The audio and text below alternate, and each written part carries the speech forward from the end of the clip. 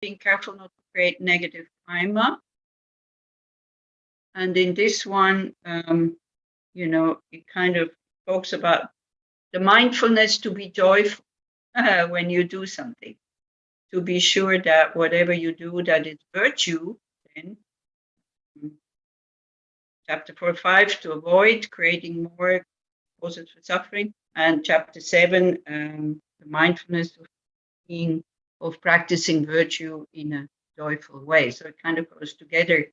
If you are joyful, then of course, you know, then there's a lot of enthusiasm. And if you have enthusiasm, you know, the joy comes kind of easier. So these two things are supporting themselves.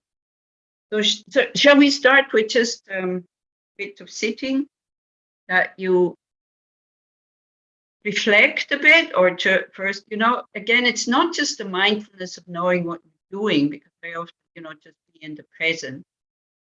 Yes, but it's also the mindfulness of, we come to these verses today, mindfulness, being able to apply antidote when things go wrong. But then the big danger is always, you know, like we hear the Dharma, and then we think we have to be good, we have to be able to do this immediately because we understand intellectually. Then we put ourselves under pressure. We start feeling guilty. We start feeling kind of, you know, all tense. And this is why, as a kind of present at the end of the session today, I was looking through some YouTube things of His Holiness the Dalai Lama, so that you can see how relaxed he is most of the time. Yeah, so we take him as an example. If you want to learn joy, then you can just watch videos of him and Desmond Tutu. It's like really amazing how these realized beings are so relaxed, and then they're so easy to approach, and they're so easy to be with. And you know, I've only been in the presence of the Dalai Lama, like personally, like really close, where he saw me. You know, not only me seeing him. You know, very often, kind of people ask me, "Do you know the Dalai Lama?" I say, "Yeah, I know him, but I'm not so sure that he knows me." So it's like, but it's also okay. It doesn't really matter. I've been in his presence, like in a private audience with some others, twice. And he doesn't even have to do anything, you know, it's just by his way of being, you just relax and you don't want to go away anymore. So that's what we want to, this kind of, you know, and this kind of attitude. I know that the chapter is also called diligence, perseverance, but what is most important in this chapter really is joy. So we try to, in the mindfulness that we are in, the meditation that we're doing now, try to develop joy, try to feel, you know, again, the mindfulness, when you just sit and watch your breath or whatever, then you look, how do I feel? Is that what joy is all about? Or is it more, you know, how long it's going to be? How many more minutes? You have maybe a watch in front of you. When somebody is leading or guiding the meditation, you don't need a watch. What for? You know? So just relax, and then every meditation has ended up till now. There was not one meditation that was eternal, you know. And the time doesn't go faster when you look at the clock, although we think it. So just relax. I mean, we bring so much tension sometimes into the practice because we want to have, this is good. Netta is yawning. So actually yawning is a good sign that you are relaxed, tired, I guess, but that you are relaxed. I can see it in myself. You might have noticed it in the lunch practice for Geshe Punso. If I'm not leading it, I start yawning because I don't need to lead and I don't need to be especially concentrated. So I just enjoy and just totally relax. And then I start. So don't think it's always a bad sign when you yawn. It can be quite good, because it means that you are relaxed. Okay. So you try to sit relaxed, but with a straight back, like in a way that if somebody would see you, they would feel inspired, but not frightened, you know, like if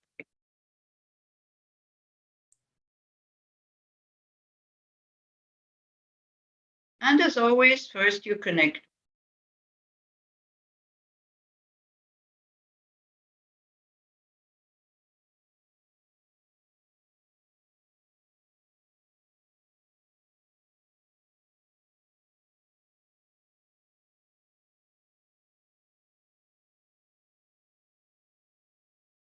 And already there, when we start connecting with the body, there can be a sense of being joyful, that we can breathe freely without having to think about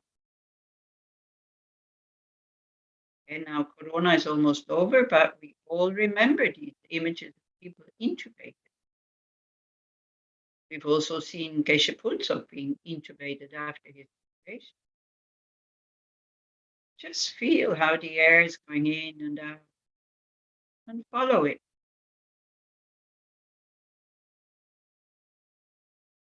Bring friendliness into your sitting also.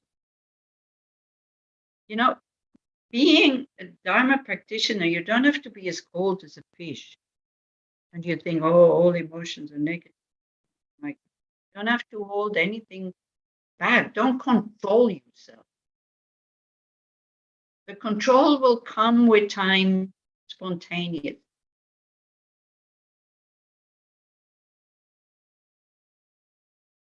When I say these things, like everything in the Dharma, is like it can also be the opposite, that you have to control yourself sometimes, but not now.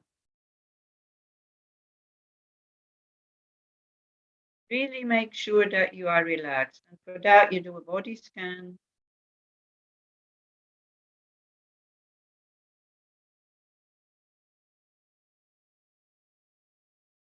Start with your feet. Breathing in, you are aware of the sensation. By breathing out, you open up, become more spacious.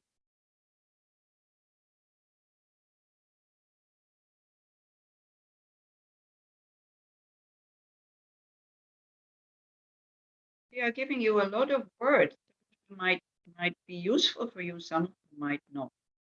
For me, spaciousness is always very good. When I feel tension, when I feel negative emotions arising, I give them space. Relax, give them space.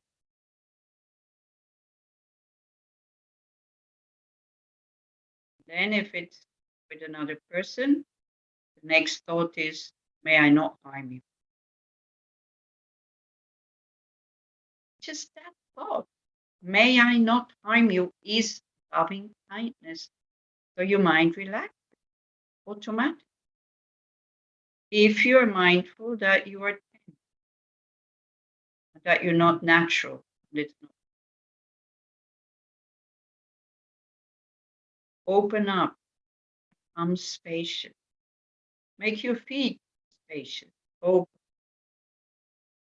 No, maybe it helps. Otherwise, you just use something.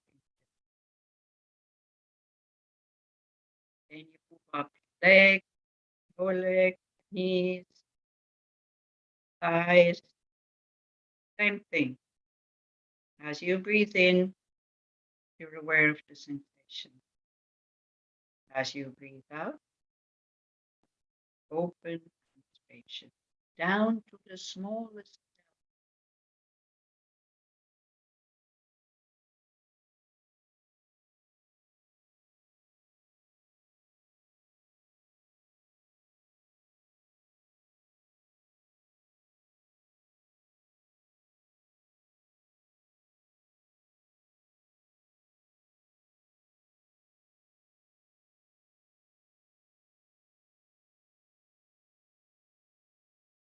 Your buttock, your genital area,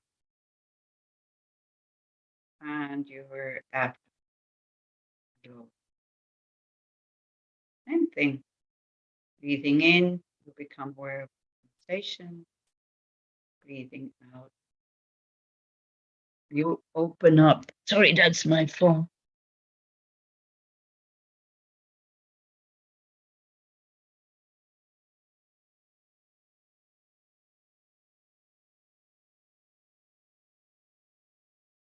then you open.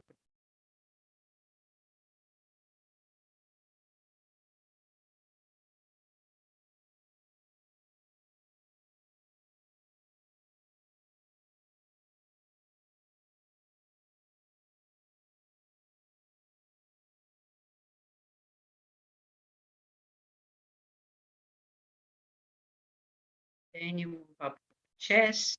Very important there. Just open up. Nothing. At least not at the moment.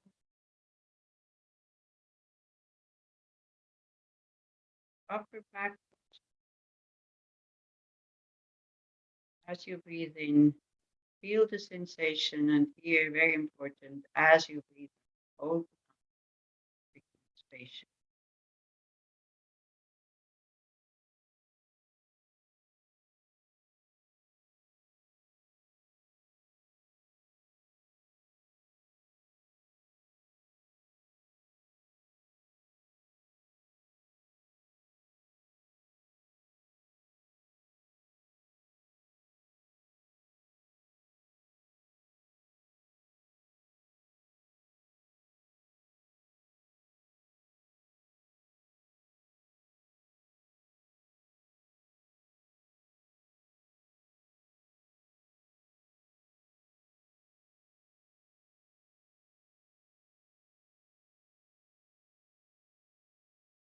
Your shoulders, arms, and same thing.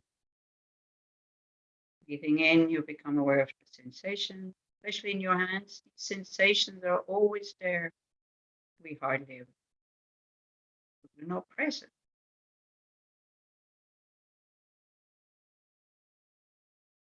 So again, you give space.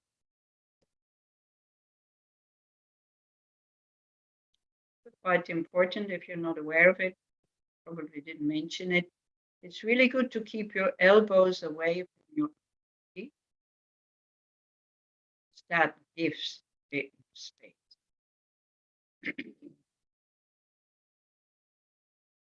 And it opens up chest.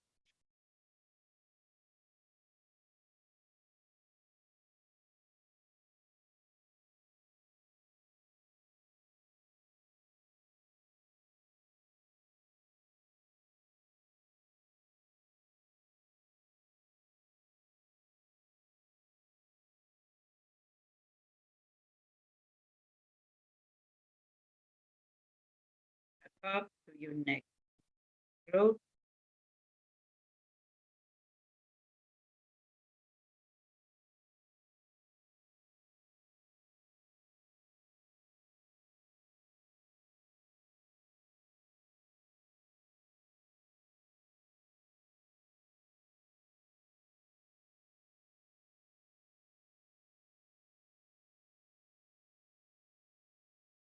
Then your face. That one is very important because very often we hold small tensions that we don't even know. So that can be your chin,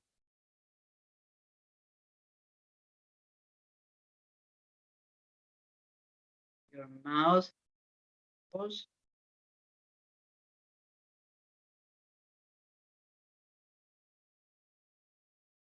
cheek,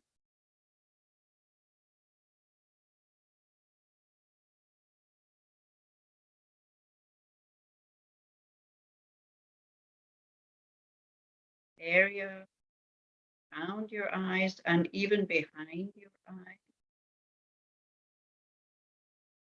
With your eyes open.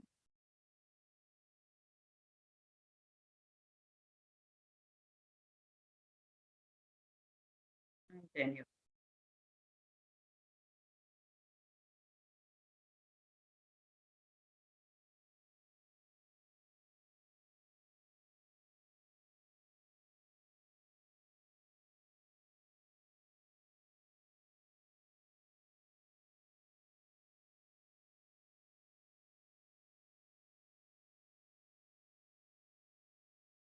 then before you kind of move your awareness to your object of attention, right? The feeling of being settled or relaxed and awake. And in order to know how that sensation is or how that feeling is, you need to, imagine a situation when you feel like. I'll just give you an example. For me, it is when I go to the airport. I'm at the check-in. Suitcase is going on the scale. It's not more than 20 kilos. I see the suitcase disappearing. I get the boarding card, and then I have like 1 more hour. So I am awake, I am relaxed, and I have nothing to do. I'm awake and interested. This kind of feeling, having arrived, being awake but nothing to do.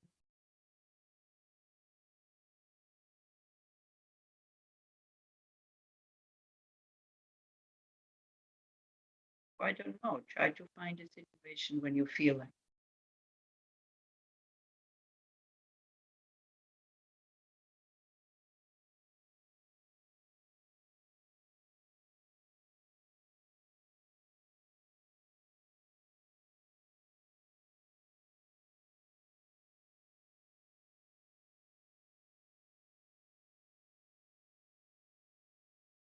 Then you do have to make some effort that by bringing the mind back when it kind of gets lost in thought. Because if you are really aware that you are thinking, these thoughts will not continue. Very often we think we know that we are thinking, but we just continue to think in the same line. That's being lost. Don't try to stop the thought, conscious, and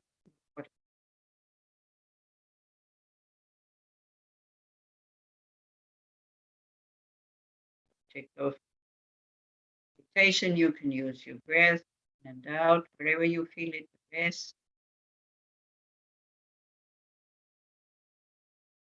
Take the image of that. And since you're all experienced anyway, I don't need to say all the things, just do whatever you do habitually. As we all know, these kind of things one has to do again and again and again. I leave you 10 minutes in peace and quiet, that you yourself kind of develop that muscle of awareness, knowing that when you are not, actually just the knowing brings back the awareness.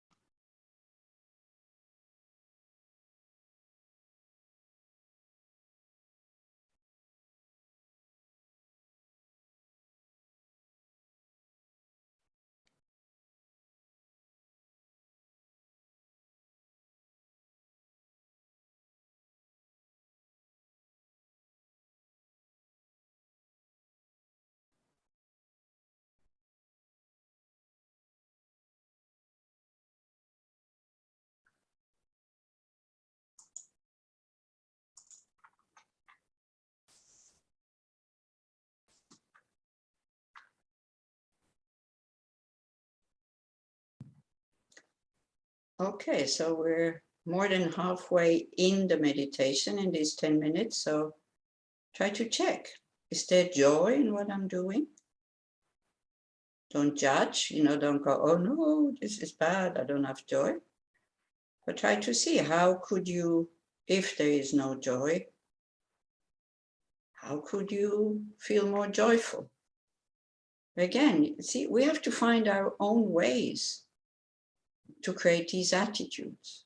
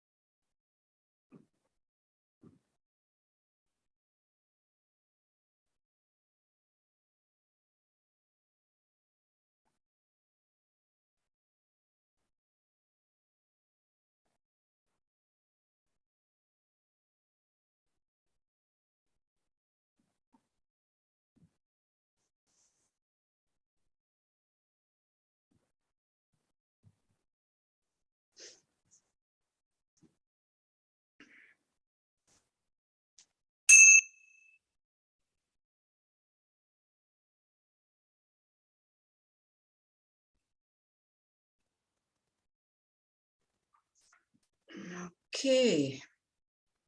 Is the sound better now? Much better. Thank you, Losang. Okay. Yeah, I don't know what it is. Sometimes it works, sometimes it doesn't work, because I have an external camera, because the computer camera is lousy and the microphone is even more lousy.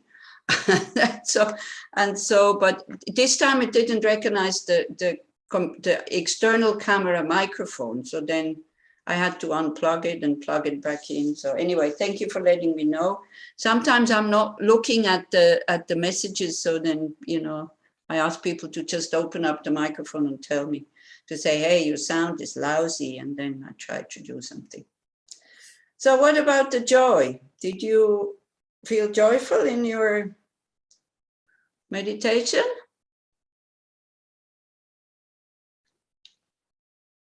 Oh, I see.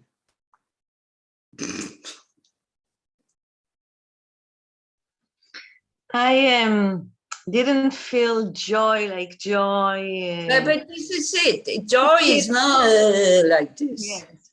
Because this is why I thought we need to discuss this. What is joy?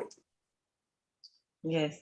I felt a heaviness, and I felt happy that I can be with it. And that I have Buddhism, I have you, the group, like this. And for you, that's not joy.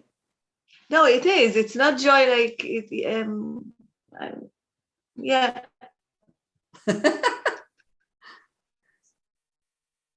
For me, that's good enough. Contentment or... It's good enough. I mean, what you said is exactly what it means, or what we need is like, you know, thinking about the benefit of having methods, sitting down, doing it, continuing to do it, having diligence and all that. This will produce, how can it not produce joy? You know, thinking about knowing about bodhicitta, even though we haven't developed it, but just knowing the possibility that we can develop that. The benefit of taking refuge, the benefit of anyway, what did somebody else come up with something? Maybe when you heard this, then there was a lot of joy. I felt, you know, Venerable Antonio, he has a very nice example. He says, in the meditation, you know, we are like fruit trees that are full of ripe fruits, like ooh, like this. And then when we hear this, you know, it is like woof, all the trees, all the heaviness falls off, and the branches come up again. Or he says also in long meditation retreats, if you have, you know, you have hit parades of songs, that this sound is number one of the hit parade. So this is what we have to pay attention to, not to sit too long. Maybe in a retreat it's something different if you are in a group retreat, but especially if you do individual retreat, not to sit too long that your mind kind of cannot wait for this sound to happen. It's good also if we are in a group that we expand the time a little bit, so that otherwise we kind of get stuck or we stagnate. But when you are alone, it's really important that you're not doing too much. Do you remember the last verse we did last week? Okay, I see. Yeah, it talks about rest, right? It talks about when I feel that my joy is gone, I need to rest. But it also says, but the things that I'm really good at, I let aside and I look for new challenges in the practice. So we're not getting too smug in what we can also do, you know, already do very well, and that we continue with something maybe more difficult. That was the last verse. Yeah, you remember now? No, I was nodding. Yeah, okay. Anybody else, you know, to give us some suggestions how to develop joy? Because otherwise we go to the text, because we need to finish the chapter today.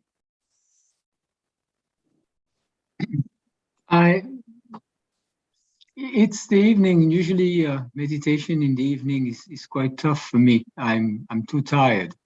Okay. And I was, so part of the meditation, I was just trying to come back to being aware. And then you mentioned the joy again, and that was, sometimes it happens, and then that was like a switch, and then I was able to observe myself, and in the meditation, when I'm the observer, it brings a lot of joy. It brings some kind of, okay, that's that's a kind of very quiet and interesting place. And this brought about a few things that happened during the day that I identified as, good things with other people, kind of compassionate things, thoughts or little deeds. And that also brought some joy, some full fulfillment, kind of. Yeah, sometimes we just have to remember, I mean, you won't have, we all have to learn to do this by ourselves. We cannot just wait until somebody comes and says, hey, bring friendliness in your meditation before we bring it in. We cannot wait till, we cannot just, only bring joy into the meditation when somebody says, hey, are you joyful? So this has to become a training that we are, this is part of the awareness that we see we're not joyful, that it becomes heavy, and then we bring it in. by, as Netta, for example, was saying, bringing in, the benefits of the practice, for example. And as Edouard was saying, this is a very good observation, by the way. Whenever you don't feel, whenever you are lost in your heaviness, in your tiredness, in your anger, whatever, if you can go back to awareness and be with the awareness, you will discover that space in you, which is always the same. That one never changes. And this gives us a lot of security, but only if you're able to go back there again and again and again when things get tough, not when things go well, because when things go well, we don't see so much the difference. But when we start to get really tense, when the kleshas, the delusions are coming again, and you go in the awareness of seeing the delusion or the heaviness or whatever, or the wanting to be joyful, this is also just an attachment. And then all of a sudden, it gives us so much comfort and relief, actually, that this space is always there and it's always the same. And so, joy, as I said with Netta, it's kind of difficult because we think joy is like, woohoo, I'm meditating, but it's far too excited anyway. This also in daily life, please pay attention to moments of joy that are quiet, open, spacious, so that you get an experience. We see so many of these things we just have up in the head because we're not aware.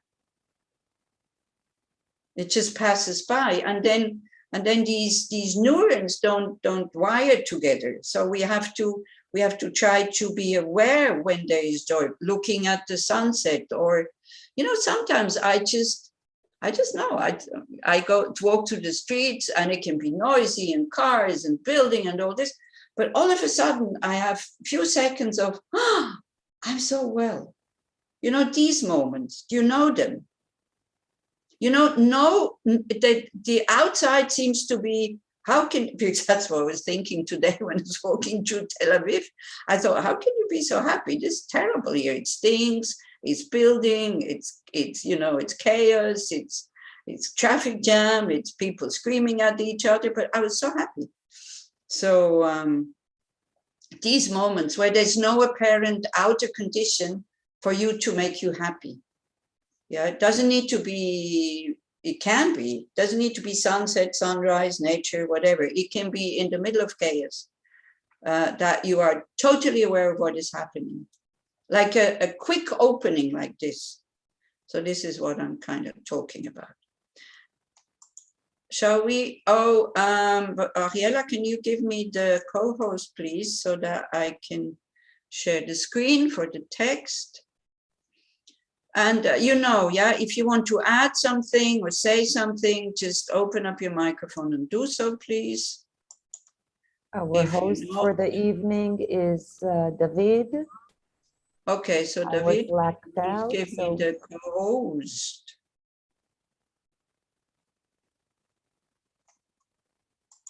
Okay, thank you. So we were at verse here 69, with 67, with when my strength declines, I should leave whatever I'm doing in order to be able to continue with it later. Having done something well, I shall put it aside with the wish to accomplish what will follow, to go to more kind of challenging things, not to just stay very comfortably. Then 68, just as an old warrior approaches the swords of an enemy upon the battlefront, so shall I avoid the weapons of the disturbing conception and skillfully bind this enemy. So from now on till almost the end, it really talks about the benefits of mindfulness and the importance of mindfulness. Now, an old warrior, it doesn't mean somebody old in body, but somebody experienced. So the kleshas are very, very skillful, and they can attack you in any old way. And the ego is really great in finding new stories for you not to be open and not to be kind to yourself and just to, just put up a lot of stuff. So an old warrior has a lot of strategies, not just one, not just pushing ahead and pressing. maybe waiting, maybe, I don't know. So this is also, you have to find out and what works in what situation for you. It's your job. Like the old warrior also, okay, he was trained in an army, we have the teachings, but you cannot apply everything because there's so many antidotes and so many methods. So you're giving a range of strategies, trainings, and then you have to find out what works best for you. And it's not just one thing, you know, there's many things in many ways. But here it also talks about like the old warrior, because I have another translation, wait, I have to find it on my tablet here, which talks about light-footedness, yeah, because we can get quite heavy in our practice very often, you know, this whole thing about having to liberate all sentient beings from suffering and whoa, and bodhicitta, and then it becomes very serious. So,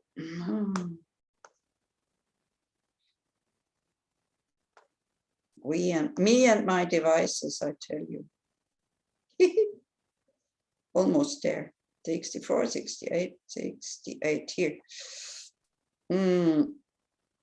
So I read you the commentary by Pema Chodron. Maybe you have the book.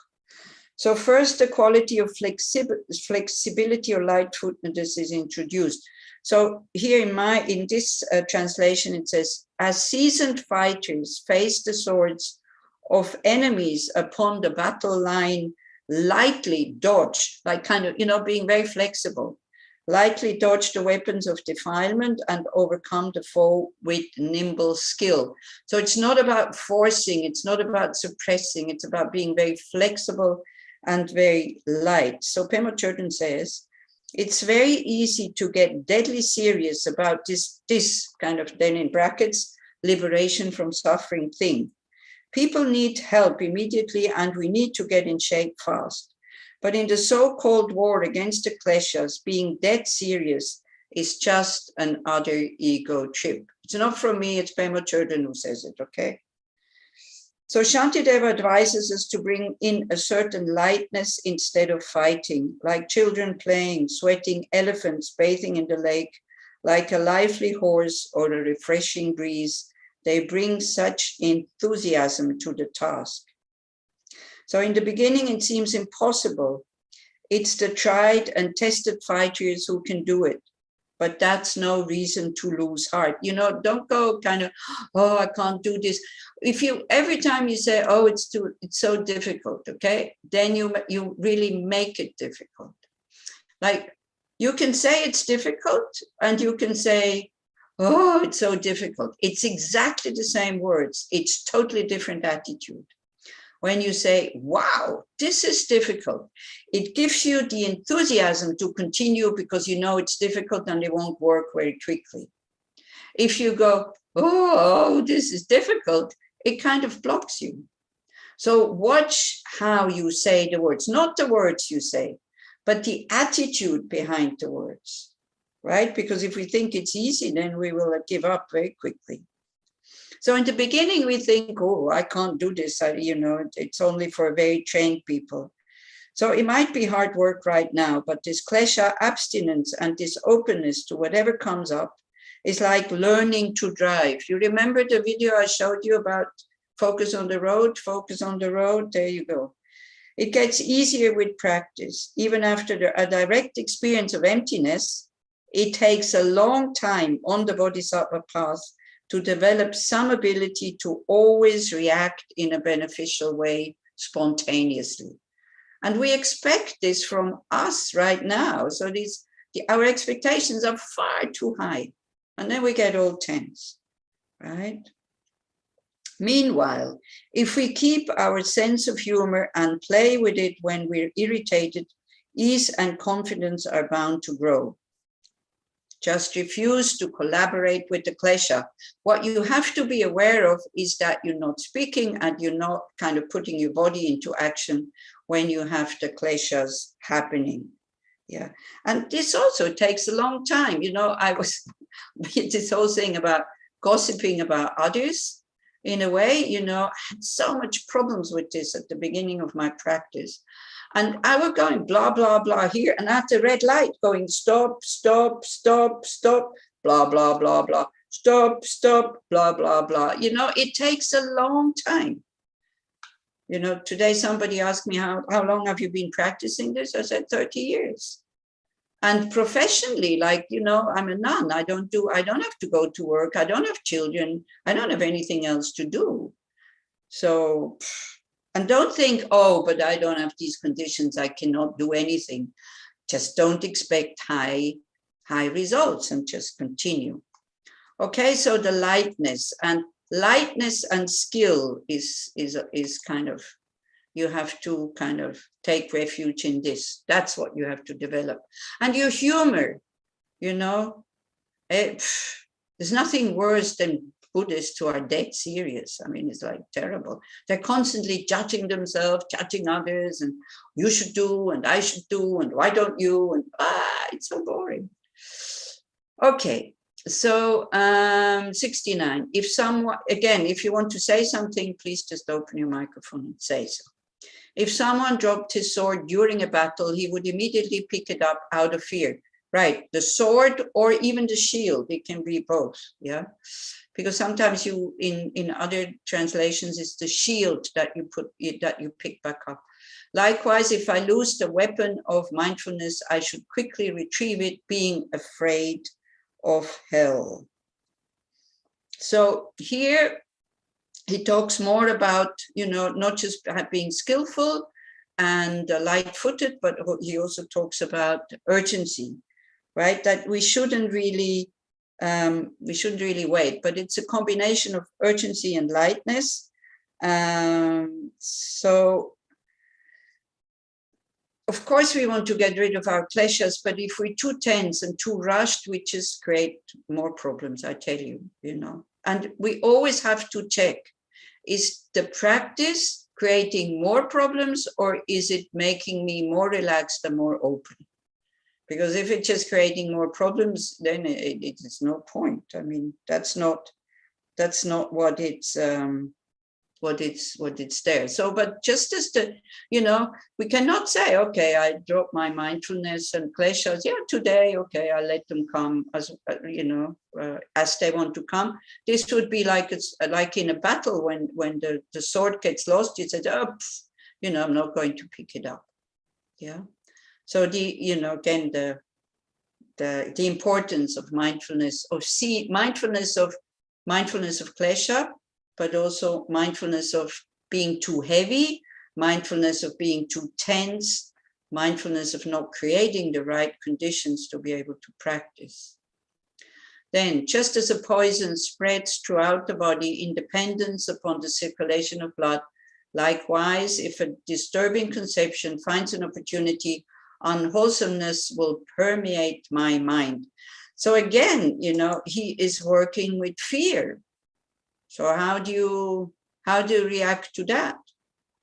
When we see, you know, sometimes our kleshas are called mental poisons, and it's if you can, and it's a very slow working poison that then will bring a result and, you know, kind of increase the tendency. The result doesn't come immediately. So do we see it like this? Again, is this kind of fear helpful for you, or is it not helpful? Like, for example, you know, you drink something, because the kleshas don't always feel unpleasant, by the way. Sometimes we quite like to be angry because, you know, makes us feel more important. We have more courage. We are somebody. We're not the friar. We kind of, we give back, whatever. Sometimes attachment can feel very, very, very pleasant. So it's like something that we drink, and then all of a sudden somebody comes and it tastes okay. And all of a sudden somebody comes and says, did you drink that? This is poison. What would you do?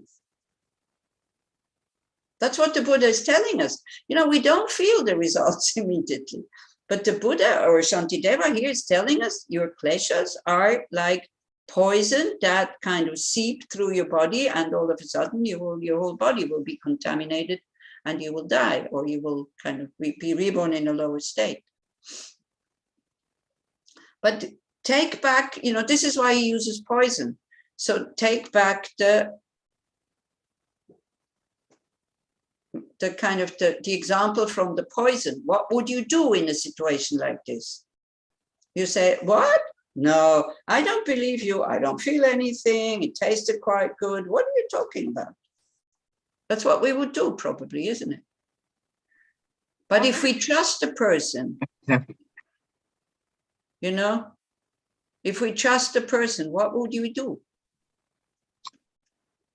Put two fingers in the throat. Yeah, we want to vomit it. We want to get it out as quickly as possible, right? So this is it. Or even, if it tastes bad, you're not going, blah, blah, tastes really bad. What is it? You would spit it out immediately.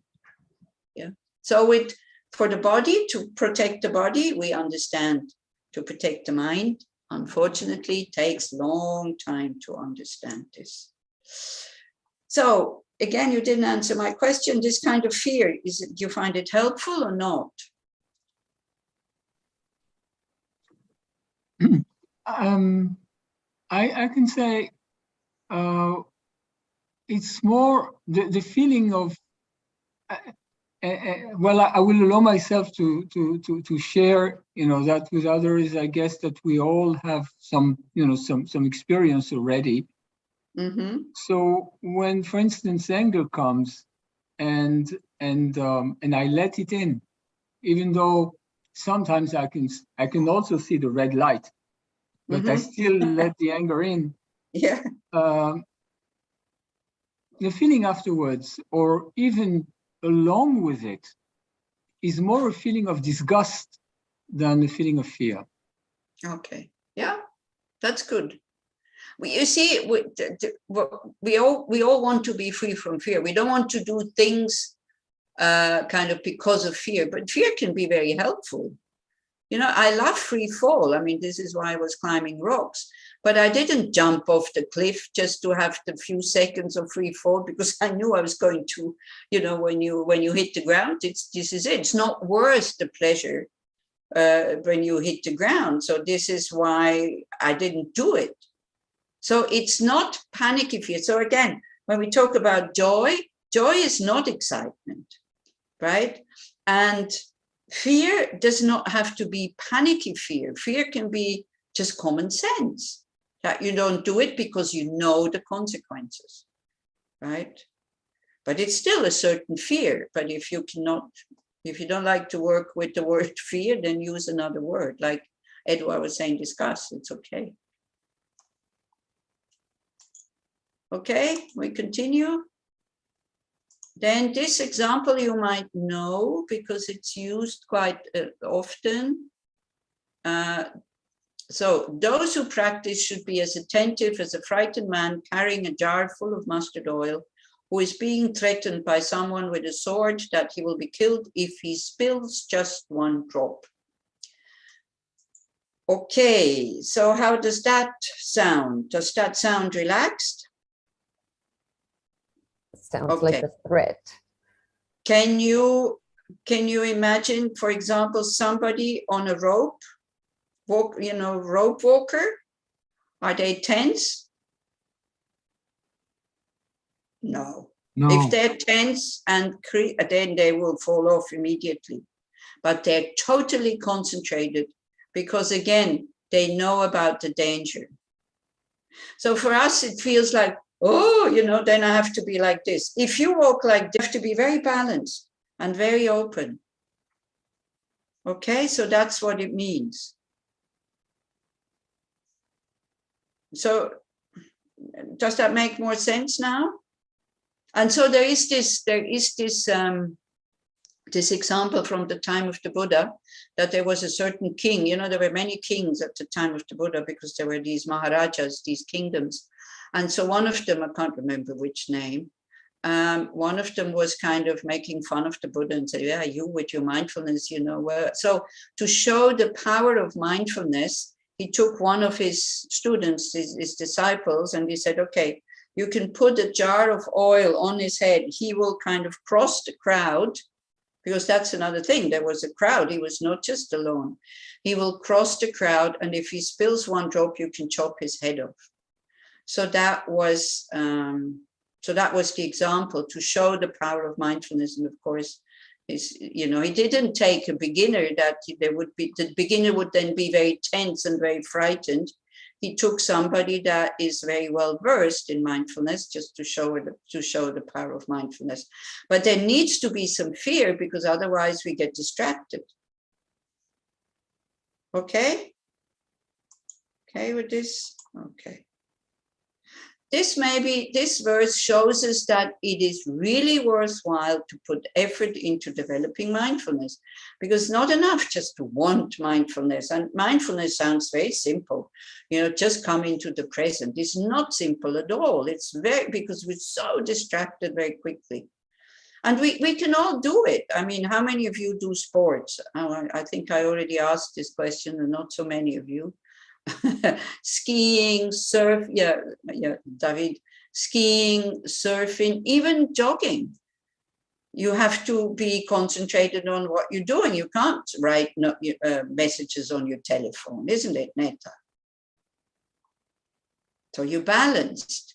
And the more balanced you are, when you go jogging, of course, if you're on the road, maybe not so, I don't know, I never liked jogging, but if you go running in hills, also, you have to be very concentrated, because otherwise you fall and you break a leg or something like that, So I think it's maybe more, I don't know how it is with jogging, but I think it's maybe more with sports like surfing or skiing, that when you feel that you really have to be concentrated because it's dangerous, then all of a sudden this spaciousness and this openness comes, because you cannot afford not to be concentrated. And you're also, but you need to have the skills to be able to be relaxed and kind of in equity. And all of a sudden everything opens. And David is nodding. So then what happens, because that feeling is so pleasant, that very quickly the I jumps in and goes like, wow, this is great. And whoop, you lost it, because again, you make the separation from the skis, the snow, the action of skiing. This, all of a sudden it becomes one. And then you don't have, it goes automatically, and it's very pleasant. And because it's so pleasant, because it's so spacious, then the ego comes again and wants to grasp it. And then very often you might fall, or at least you lose for a short while, you lose your equilibrium. And Anila, isn't it the Yes. same type of awareness that one would find in someone performing something, or even giving a lecture? So one can be tense before that, and then when it starts, it all goes really. You're in it. Or even you mentioned the oil, so that brought to my mind these competitions there are sometimes in Europe of waiters having like bottles and glasses full, and they kind of run without dropping a drop, without spilling a drop. So have to be extremely concentrated for doing that. Exactly. And also, as you say, conference or whatever, if you don't want to impress, if you don't care so much, how will people perceive me? If you become one with what you say, or also you can have such a feeling when, for example, the Tibetans, they recite very fast. And then we Westerners get really upset about this. But they do this on purpose, because when you know what you're doing and you're not stumbling, for example, reciting the 21 taras, all of a sudden the words, your mind and everything just becomes one. And it is as if your mind is kind of, or the words are kind of floating on your mind or something like, it's like swimming downstream. It comes effortless, but for that you need to know it. So like this. So that's one of the reasons why they recite so fast, because it kind of cleanses the internal channels, because the speech is like, we have a gross body and a subtle body. So with the gross body is the gross body, what we have here. And then, so that's the meridians, the energy channels in the more subtle body. Inside the channels is the prana or chi or the lung, like the winds. And this has to do with the speech. So it's quite good. It's quite good to know why the Tibetans kind of recite so fast, not because they want to finish very quickly, but because it cleanses the winds in the channels, makes them flow freely. And that also, when you do, for example, a 100,000 mantra like Vajrasattva retreat, then also you have moments like this when the mantra just kind of floats on the mind. So these are these moments that come when we are very concentrated. But in order to have the energy to develop that concentration, then we need something that gets us going with the development of it, with the training. Okay, here this one is about laziness, when we are too lazy and we don't want to get up in the morning or we don't want to practice. And so he says, just as I would swiftly stand up if a snake came into my lap, likewise, if any sleep or laziness occurs, I shall quickly turn my back. What about that one? What would you do? You kind of go, oh no, I don't. You're in a country where there's snakes, and you go like, oh no, I don't want to get up. And all of a sudden, poof, a snake falls on your bed. Would you still go, oh no, just one more minute? It's about procrastinating our practice. So the snake, of course, is death. That we don't know when it occurs, and all this. So I still remember. I shouldn't laugh because it's not funny. I shouldn't make fun of these people, but you don't know who it was because many years ago we were in Bodh in Root Institute, sitting in the garden in a discussion group, and we talked about the benefit of being afraid of not doing the right things before death. So one person got very upset and she said, I'm not afraid of death. What, you want to make me afraid? Blah, blah, blah. It's okay. Everybody dies. And then all of a sudden, out of a hole right next to her leg, a snake came out and went across her lap. Well, you should have seen her, how she jumped up. And then I said, so what's happening? What are you afraid of? This snake is not poisonous. So you're telling me you're not afraid of death, and you just see a snake and you jump up like this. So sometimes we have these ideas that we really think this is how we are because the situation is not there. So it can be, again, it can be helpful, it cannot be helpful. It just shows us in certain situations when we understand the danger, there is no wish for laziness. There is no excuse for why I can't do it. We just do it, right? So this is what Shantideva was trying to tell us. We can do it when we understand the urgency and when we understand the importance of it. Okay, each time something unwholesome occurs, I should criticize myself and then contemplate for a long time that I shall never let this happen again. Now, somebody who has low self-esteem, somebody who thinks that, I never do anything proper in my life, for them, this verse is not to be practiced. Okay, we look at it again. Each time something unwholesome occurs, I should criticize myself and then contemplate for a long time that I shall never let this happen again. There is two ways that we can, reprimand ourselves, criticize ourselves. There's a helpful way and there's a totally unhelpful way. And who knows whether it is helpful what you're doing or whether it is not helpful? Who can know? Ariela? If I feel more upset afterwards, it means it's not helpful. Mm-hmm. So what do you do then?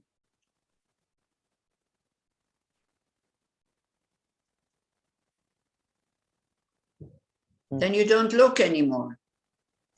No, it's still there. It's still there. It's there, but it doesn't matter that it's there.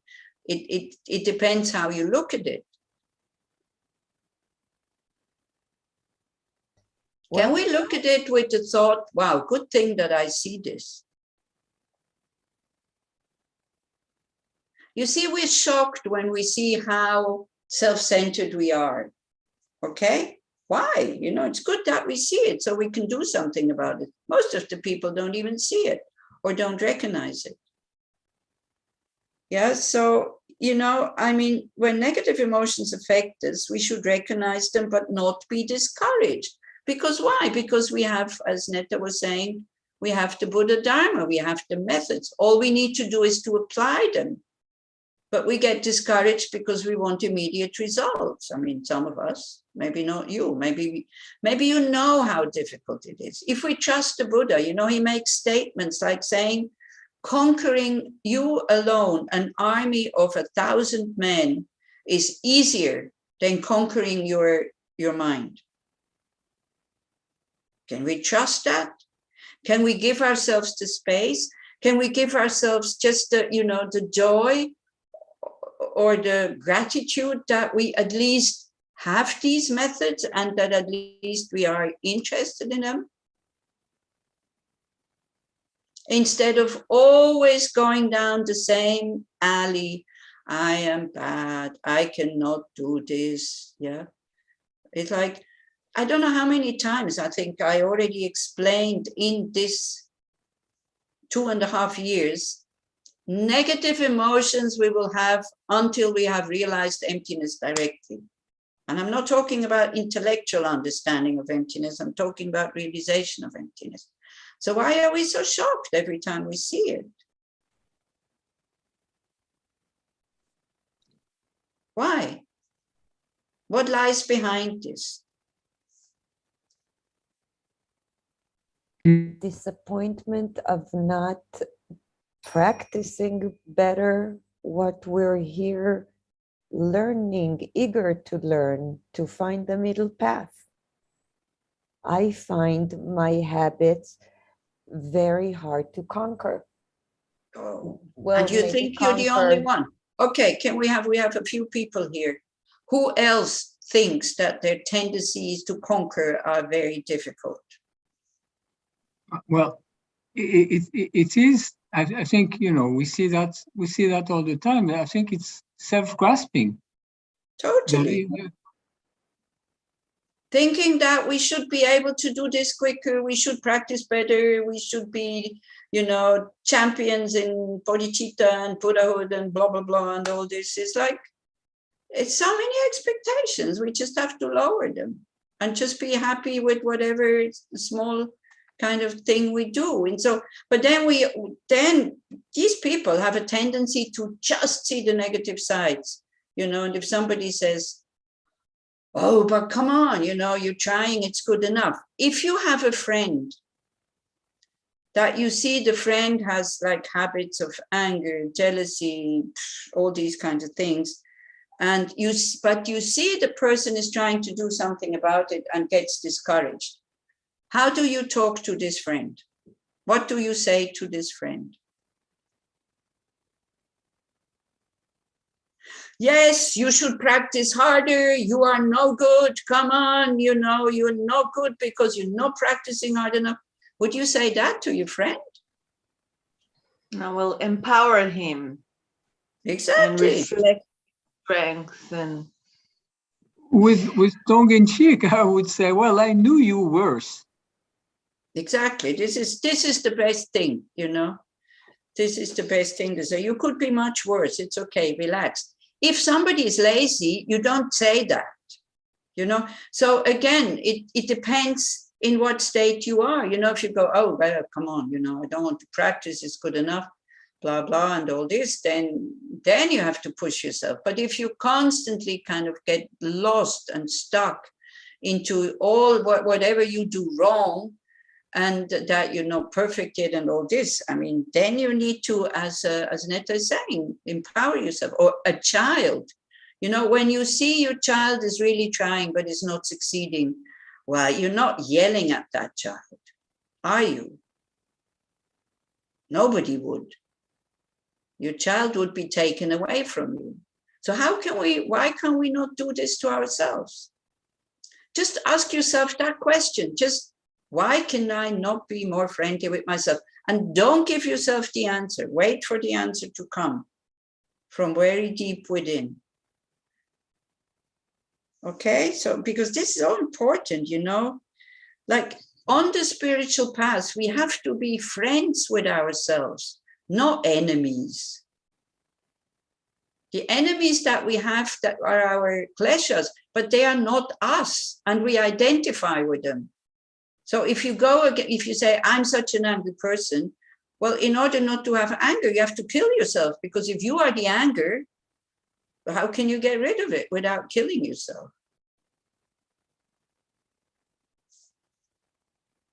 But it is, as Edouard was saying, and we very often, this is exactly what it is. It's huge self-concern, huge ego, and it's really standing in the way, and it's putting up hindrances and obstacles and doesn't want to admit I'm a good person. This can be your mantra in the morning. I think I gave you this as a homework also. Did you do it? I said, paste it on your mirror in the morning when you see it. I'm a good person. Paste another one when you get out of the house. I'm a good person. Paste another one in your car. I'm a good person. Paste another one on your computer where you work. I'm a good person, until you believe it. If you don't do it, these things don't work. But see, the ego feels very threatened by these things because it will disappear. And the ego it's like a naughty child. A naughty child wants attention, even if the attention is not joy and happiness, but is anger or frustration because it's so naughty. But it prefers that than no attention whatsoever. Anila. Yeah. I want to say that this text, I think it makes us practice flexibility. Mm-hmm. It's so, you know, you say he is in one moment only the pain that he gave to his mom when he was born, mm-hmm. and other moment he gives such a soft attitude. Mm-hmm. And this is so paradoxical if you look at it from the outside, but it's the flexibility, maybe this middle way, because he says so many apparently contradictory things. So the attitude towards ourselves is really dependent, so dependent in that moment where we are, in that moment. Exactly, the same way that you do with your child. Sometimes you have to be very stern with your child, and sometimes you have to be very soft. So this is why, I mean, Shantideva is giving us kind of verses for each situation, when we are lazy and when we're arrogant, or when we are too proud or too self-confident, or when we have absolutely no self-confidence. So then it's up to us to find out. And this is what I was saying also more than one time. The problem is that sometimes we take just one verse and we forget what he said before. Or we forget the previous chapters. If you look at the first chapter, it's the benefits of bodhicitta. Do you know that first chapter? Do you read it from time to time? Then the second chapter is he kind of with confession, purification, making offerings, taking refuge, taking the vows. Then, you know, chapter 3, when he takes the vows, is about kind of middle way, or whatever you want to call it, making the ground even, making the field even to sow the seeds of bodhicitta in it, because there's so many stones in our field. So confession is really needed.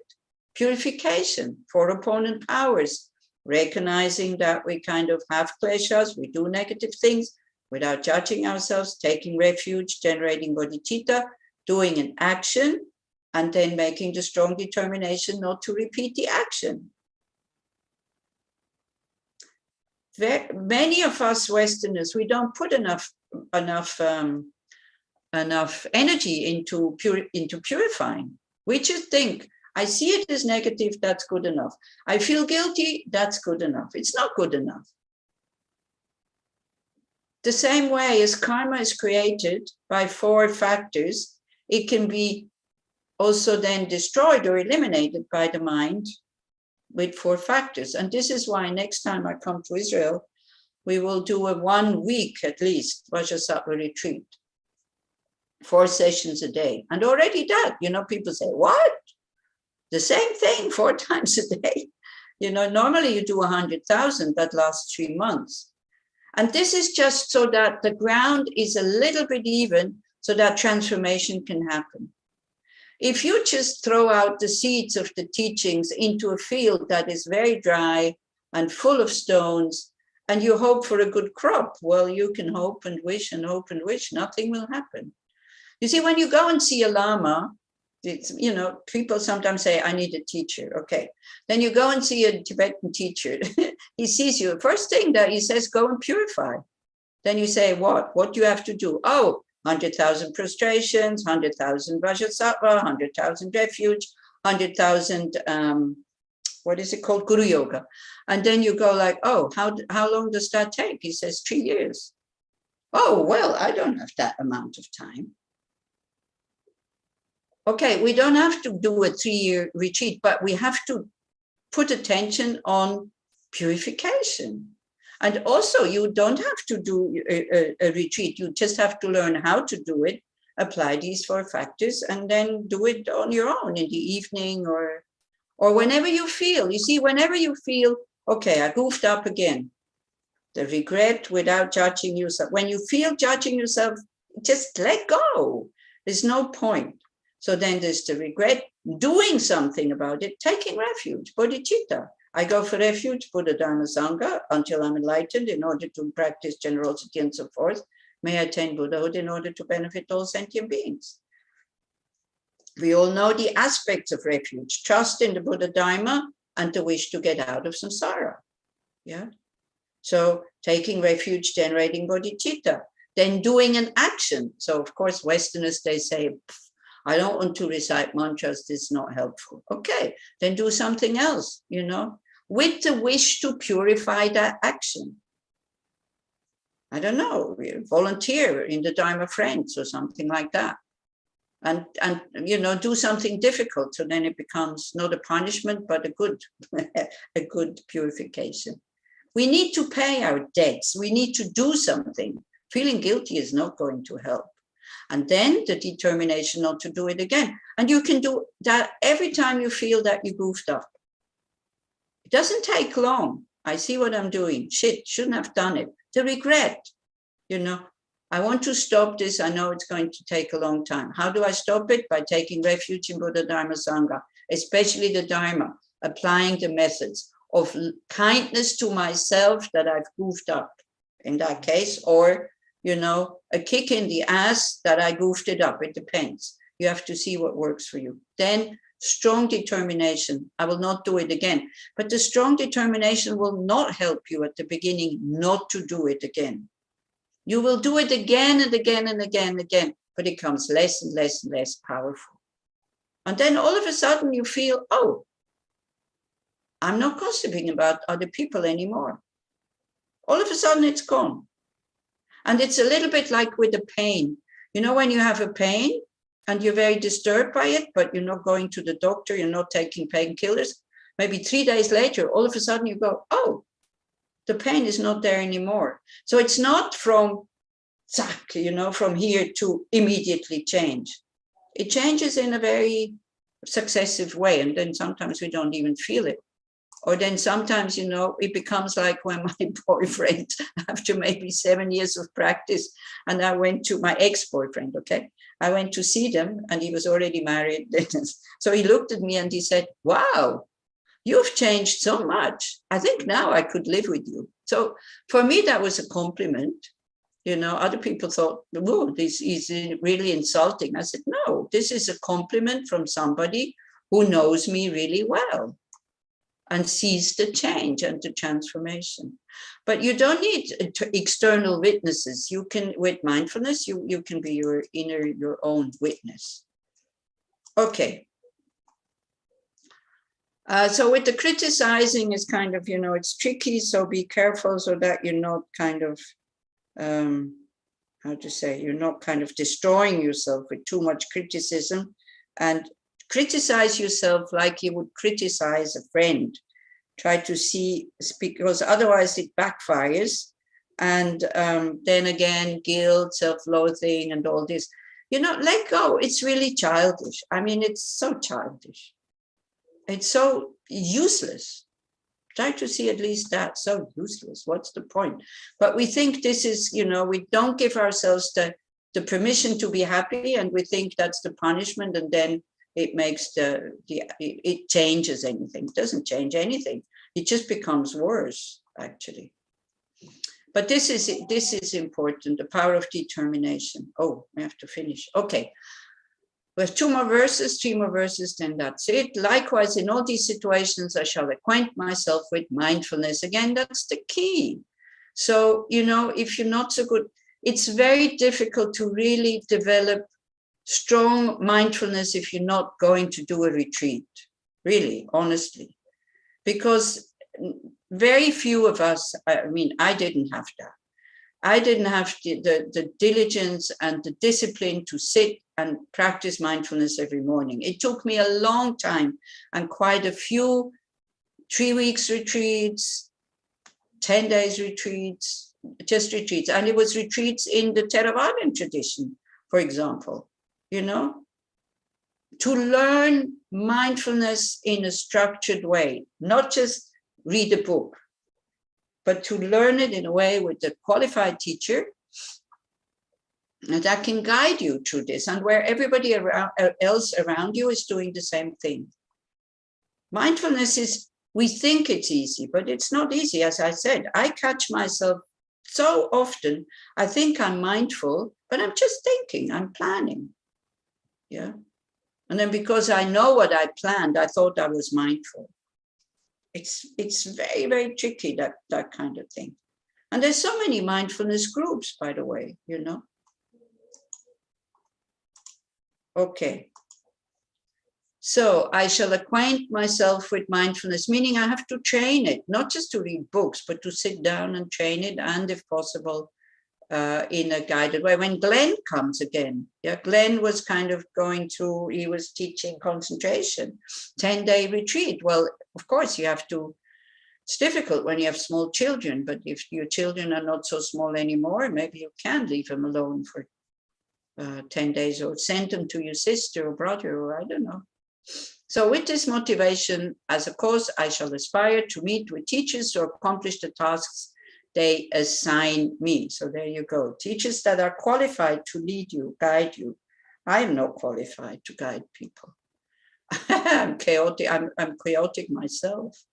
So in order to have strength for everything, I shall recall before undertaking any action the advice in the chapter on conscientiousness, and then joyfully rise to the task. So that's chapter 4 and 5.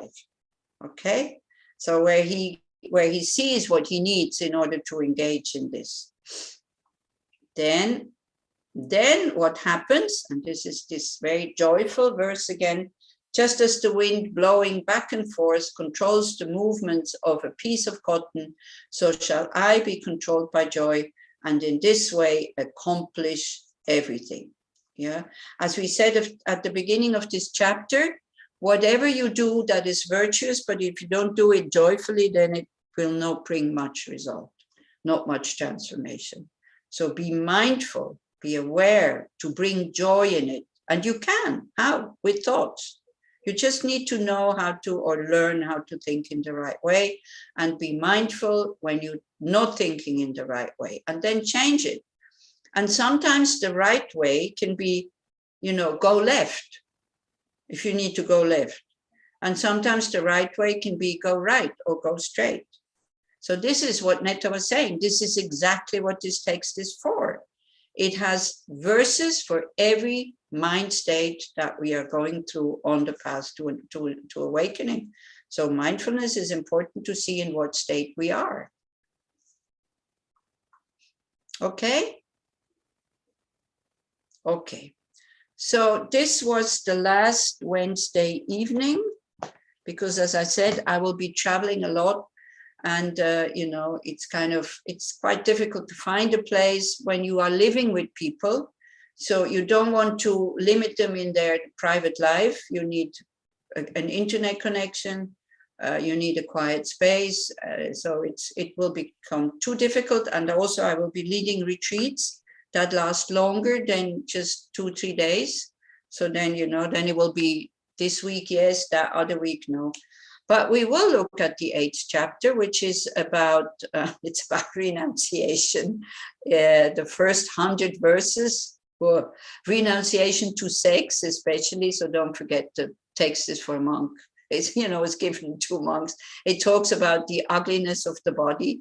So if you are very fascinated by your body, this chapter is very good for you, where it says your body is just a bag with 7 holes filled with excrement, pee, and blah, blah, blah. If you hate your body, then please, again, don't even look at these verses. Yeah, because then you will start to hate it even more. You see, if you don't apply this in the right way, it becomes poison. This whole thing about bodhicitta can totally increase your neuroses about I'm no good, I'm always making the same mistakes, I'm not transforming, blah, blah, blah, and then what's the point?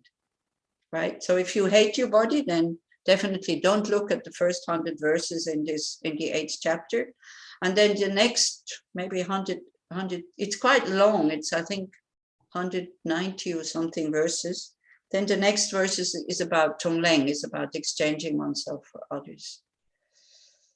So the chapter is called concentration, but it's more about what hinders us to develop concentration is by being attached to sense pleasures, especially kind of relationships, sex, on this and that. So, but again, don't forget, it's not for you who are already in a relationship. So don't kind of go, okay, I get divorced tomorrow because I don't want to have sex with my partner anymore. This is for monks and nuns, young monks and nuns who were listening to him. So you are very welcome to take out or to filter out all the verses that you can see this doesn't apply to me when you feel it makes you upset. It's okay, because then it means it's not for you, right? So we will do this in 2 weekends in September, October, maybe beginning of November in Monash. So it will be on Zoom. It will also be recorded. And so, you can, if you are interested, you can listen to it. Even you can't come to Monash. Monash, in my eyes, this is for people who are not so dead serious, who don't want to be in silence, who want to connect with each other, who want also to have some joy and good time while meeting Dharma friends, because it's very important to really connect also and to become friends, to become Dharma friends, like Ananda was asking the Buddha, the Kalyana Mitra, the spiritual friend. So Ananda was saying, hey, you Buddha, well, he didn't talk like this, but anyway, he said, isn't it that the Kalyana Mitra, the spiritual friend, is half of the path? And the Buddha said, no, Ananda, the Kalyana Mitra is the whole path. Friends that you trust, friends that you can share with what's going on, you can open up. So it's very important. And we can see it in the practices for Geshe Phuntsok, how people every day, whenever they can, they come and do these practices for more than 2 months now. It's so beautiful. Yeah, like also in Bern, they just had to move the center and they were thinking, because not so many people come at the moment. So they were thinking, it will be difficult. So many people came. Yeah, Vajvada.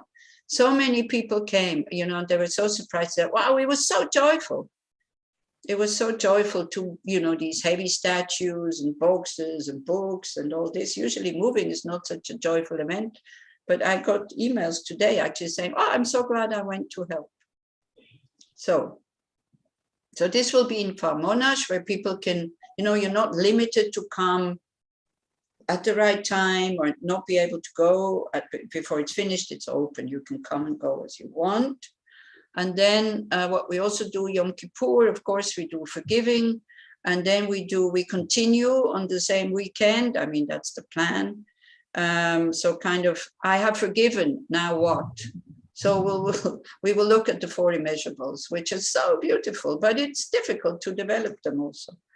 How to develop love, compassion, joy, and equanimity, and you know, what is going against it.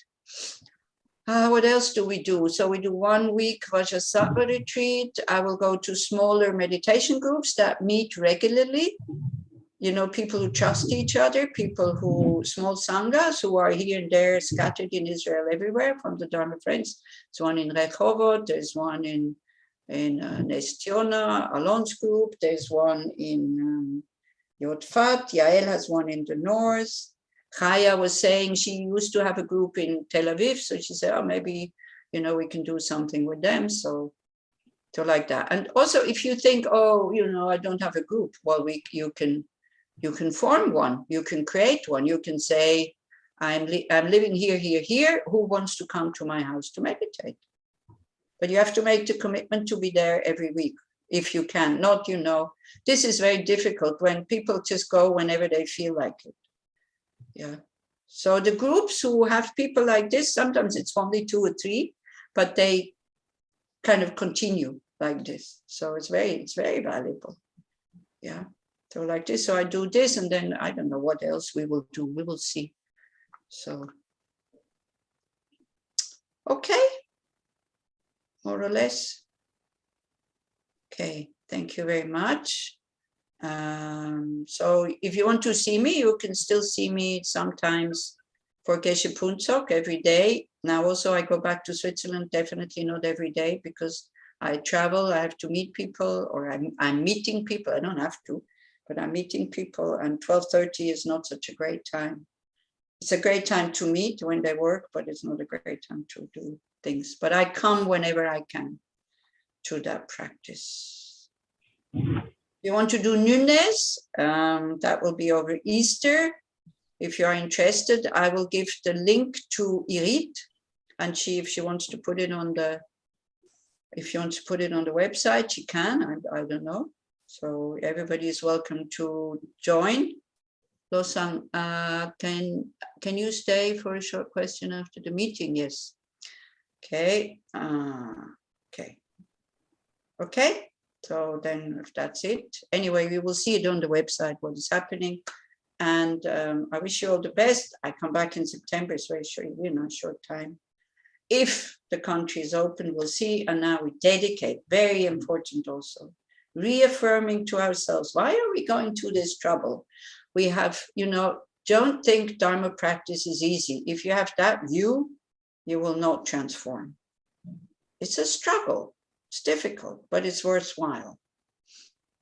And it's, as Shantideva also says, in this chapter, in chapter 7, he says, we undergo so much struggle for things that will end.